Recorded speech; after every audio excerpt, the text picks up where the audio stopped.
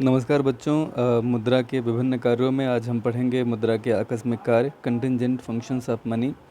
देखिए, मुद्रा के ये जो आकस्मिक कार्य हैं, जाहिर सी बात है ये आकस्मिकता यानी कि कभी कभी ही संपन्न किए जाते हैं। तो राष्ट्रीय आय का वितरण ये पहला है। इसके अंतर्गत हम जानेंगे कि राष्ट्रीय आय यानी कि डिस्ट्रीब्यूशन ऑफ नेशनल इनकम। वर्तमान में वस्तुओं का उत्पादन भूमि, श्रम, पूंजी, संगठन और उद्यम, इनके जो उत्पादन के संसाधन हैं इनके माध्यम से होता है। ये हम व्यावसायिक संगठन में पहले ही डिस्कस कर चुके हैं। इनके बदले में हमें जो उत्पादन भुगतान देने पड़ते हैं वह इन लोगों की जिनके पास यह उत्पादन के संसाधन होते हैं, इनकी आय का ज़रिया बनते हैं। ठीक है। और ये आय जब इनके पास पहुंचती है तो पूरे देश में राष्ट्रीय आय का वितरण हो जाता है। नीचे देखिए, इन्होंने बताया है कि पहले जब मुद्रा का अभाव था तब राष्ट्रीय आय और उत्पादन के साधनों का वितरण पूरे देश में बहुत कठिन था, लेकिन आज ये बड़ा आसानी से संभव हो पाता है, क्योंकि भूमिपत, श्रमिक, पूंजीपति, संगठनकर्ता और उद्यमी, इनको क्रमशः लगान, मजदूरी, ब्याज, वेतन और लाभ ये दे दिए जाते हैं मुद्रा के रूप में, और इस तरह से पूरे देश में आय का वितरण संभव हो जाता है। मुद्रा साख का आधार भी बनती है। आप जानते हैं कि कोई व्यक्ति अगर आपको चेक देना चाहे और आपको पता चल जाए कि इस पे जितने धनराशि लिखी हुई है ये इसके नोट या इसका जो मुद्रा है आपको मिलने वाली नहीं है, तो क्या आप उस साख को एक्सेप्ट करेंगे? नहीं करेंगे, उस चेक को एक्सेप्ट नहीं करेंगे। कारण ये है कि चेक को आप एक्सेप्ट कर पाते हैं क्योंकि आप जानते हैं कि इस चेक में वर्णित धनराशि आपको आज नहीं तो कल मिल अवश्य जाएगी। ठीक है ना, तभी आप इसे एक्सेप्ट कर पाते हैं। तो साख का आधार बनती है मुद्रा। चेक, हुंडी, विनिमय विपत्र, इनके प्रचलन को मुद्रा ने संभव बनाया है। अगर आप किसी भी व्यक्ति को कोई चेक देते हैं, वह आपका दिया गया चेक प्राप्त करके अपने बैंक में भेजता है, बैंक उसे 3-4 दिनों में उसके खाते में या उसको नकद उसका भुगतान करता है। तो ये तभी संभव है जब बैंक के पास नकद कोष रखा हुआ है। ठीक है।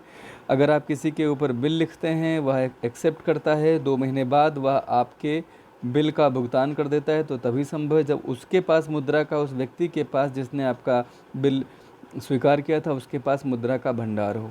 तो कुल मिलाकर के आप यूँ भी कह सकते हैं कि जो साख है वह शरीर है और इसकी आत्मा जो है वह मुद्रा है। तो एक तरह से मुद्रा जो है ना वो साख का आधार है, जैसे आत्मा शरीर का आधार है। तो बगैर मुद्रा के साख का कोई मतलब ही नहीं है। खैर, हम बात करते हैं उपभोक्ताओं की अधिकतम संतुष्टि। देखिए, मुद्रा के माध्यम से व्यक्ति को क्रय शक्ति मिलती है। वह उस क्रय शक्ति का इस्तेमाल वस्तुओं को खरीदने में कर सकता है। जब भी आप कोई वस्तु या सेवा आप खरीदते हैं तो आपको क्या मिलता है? संतुष्टि मिलती है। जब आप वस्तु या सेवा खरीदते हैं तो उसको संतुष्टि वस्तु या सेवा से नहीं, उसके उपभोग से संतुष्टि आपको मिलती है। ठीक है ना। वस्तु या सेवा आपने क्रय करी और फिर इनका उपभोग किया, और ऐसा करने से आपने वस्तु या सेवा क्रय करी, फिर इनका उपभोग किया, और उपभोग से आपको क्या मिला? संतुष्टि मिली। ठीक है। तो यहाँ सबसे इम्पोर्टेंट है कि ये जो आपने वस्तुएं और सेवाएं क्रय करी ना, ये कैसे करी? ये तो मुद्रा से करी। तो क्या आप ये नहीं कह सकते कि मुद्रा से संतुष्टि मिलती है? तो ये तो ठीक हो गया।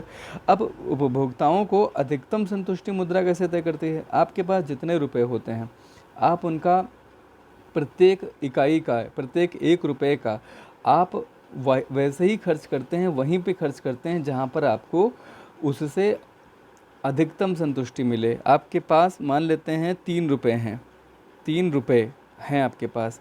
1 रुपया आपने उसमें से मान लेते हैं आपको टॉफ़ी, बिस्किट और विक्स की गोली, इसमें से आपको टॉफ़ी सबसे अच्छी लगती है, तो आप पहला रुपया कहाँ खर्च करोगे? टॉफ़ी पे। और दूसरा रुपया आप फिर टॉफ़ी पे खर्च करोगे क्या? नहीं, क्योंकि एक टॉफ़ी आप खा चुके। अब आपको दोबारा टॉफ़ी खाने से उतनी संतुष्टि नहीं मिलेगी। मनुष्य का मन जो है वो परिवर्तन पसंद करता है। तो अब आप अगला 1 रुपया कहाँ खर्च करेंगे? नेक्स्ट 1 रुपया आप जो खर्च करेंगे, ये संभव है कि आप बिस्कुट पे खर्च करें। ठीक है।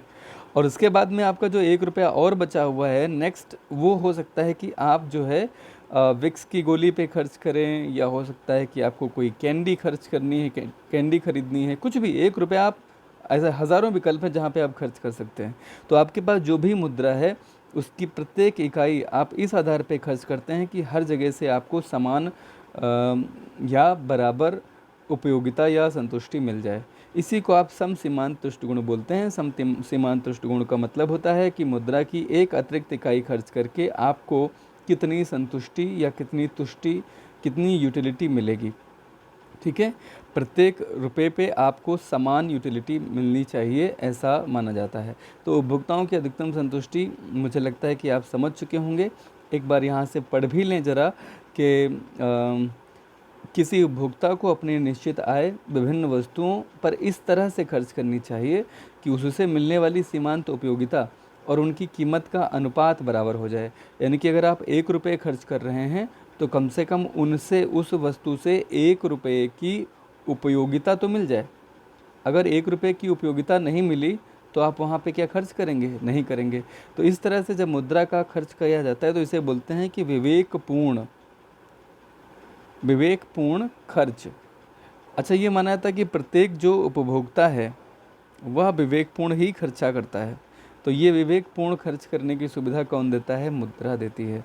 चलिए, कम लागत पर अधिक उत्पादन। देखिए, जो भी उत्पादन करता है वो यही चाहते हैं कि वह जो भी उत्पादन करें तो उसमें लागत कम से कम आए और उत्पादन अधिक से अधिक हो। इसके लिए वह यह तय करते हैं कि जो भी उत्पादन के साधन हैं उनको बेस्ट यूज़ में रखा जाए। और अगर आप उत्पादन के संसाधनों को बेस्ट यूज़ में, यानी कि उनका जो सर्वोत्तम उपयोग है उसमें लगाएंगे तो निश्चित रूप से कम लागत पर अधिक उत्पादन हो सकेगा। ये आप कैसे कर पाएंगे? इसे आप मुद्रा में मापते हैं। जैसे एक व्यक्ति, ठीक है, एक लेबरर है, कोई एक मज़दूर है और वह मज़दूर एक दिन में मान लेते हैं 10 यूनिट प्रोड्यूस करता है। ठीक, अब आप एक मज़दूर को 10 यूनिट प्रोड्यूस उससे कर सकते हैं। मान लेते हैं कि आपको अपने बच्चे को स्कूल से घर लेके आना है और आपने उस मज़दूर को स्कूल भेज दिया। अब वो आधे टाइम से स्कूल चला गया बच्चे को लाने के लिए, तो वो दिन में केवल 5 यूनिट प्रोड्यूस कर पाया। तो इस तरह से आपके बच्चे को स्कूल से घर लाने पे जो खर्चा आया वो कितने यूनिट का आया?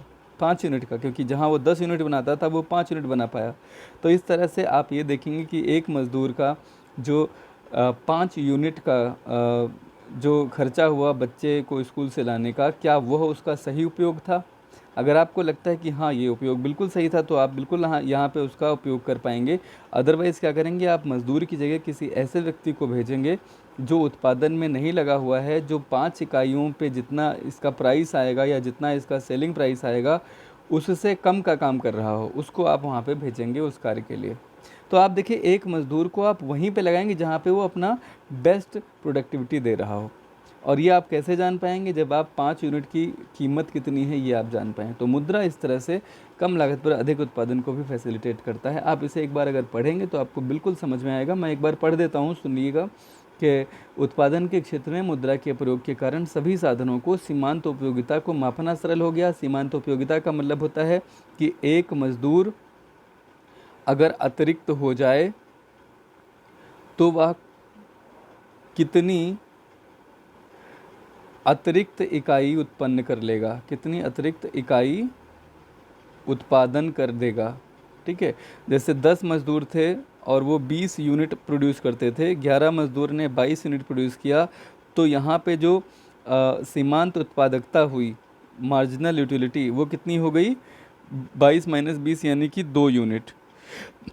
ठीक है, तो कम लागत पर अधिकतम उत्पादन हो सके इसके लिए सीमांत उत्पादकता को मापना आसान हो गया है और इसमें मुद्रा काफ़ी कुछ सहयोग करती है। ठीक है, पूंजी की गतिशीलता और उत्पादकता में वृद्धि, ये एक और टॉपिक है। देखिए, पूंजी जो है वह किसी भी व्यक्ति की संपत्तियों में हो सकती है या मुद्रा में हो सकती है।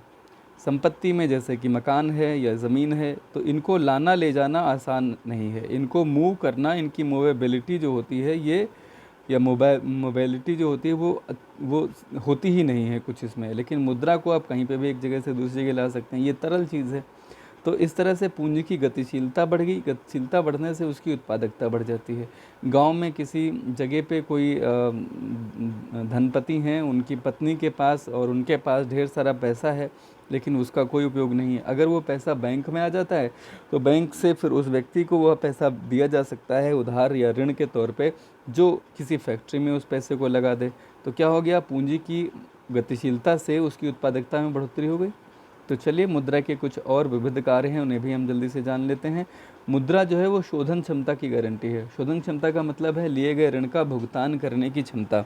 अगर आपके पास पैसा है तो ही तो आप ड्यू डेट पे अपने ऋण का भुगतान कर पाएंगे। अगर किसी भी व्यक्ति के पास मुद्रा ना हो तो वह व्यक्ति दिवालिया घोषित कर दिया जाता है, क्योंकि वह सही समय पर ऋण का भुगतान नहीं कर पाएगा। तो मुद्रा दरअसल केंट के अनुसार ऋण चुकाने की क्षमता प्रदान करती है। अच्छा, निर्णय का वाहक। मुद्रा अगर आपके पास है, सपोज़ आपके पास 10,000 रुपये हैं, तो अब आपके पास निर्णय लेने हैं ढेर सारे कि इस 10,000 रुपये का हम कहाँ खर्च करें। ए बी सी, खाने पे, कपड़े पे, घूमने फिरने पे कहाँ खर्च करें। यानी कि if you have money then you will have to take a decision where to spend this money, right. मुद्रा के कुछ स्थैतिक और गत्यात्मक कार्य भी हैं, उन्हें हम कल पढ़ेंगे। आज के लिए इतना ही। बहुत बहुत धन्यवाद।